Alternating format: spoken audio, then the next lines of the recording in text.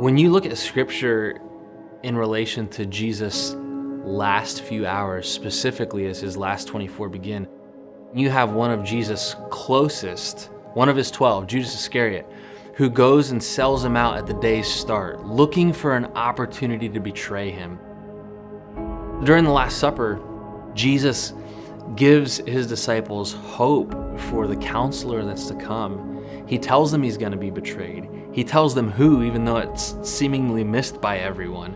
And in doing so, he says, the one who I give this bread to.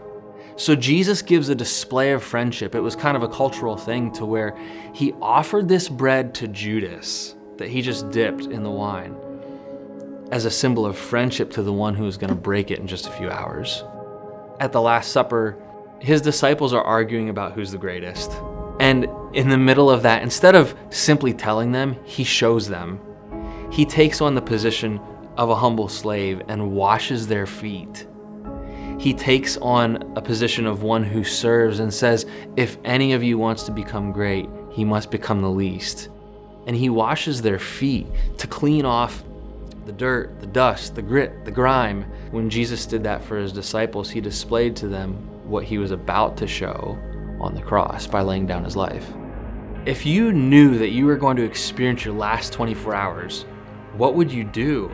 Like, it just is mind-blowing to think about what Jesus has done for us, knowing full well what's going to happen.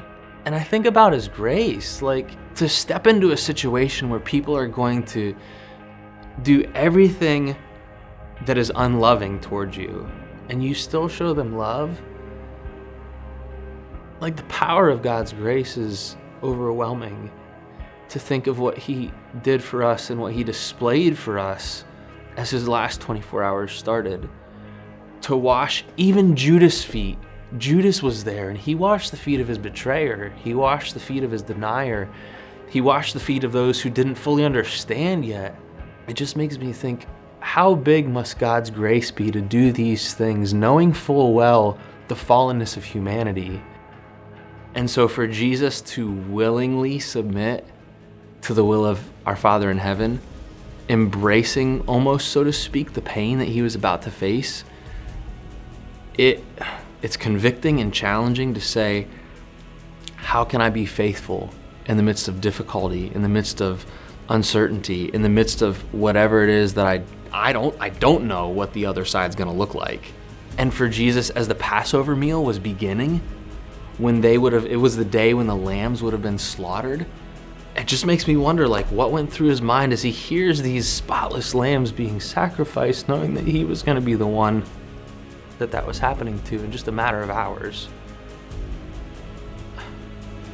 He must really love us.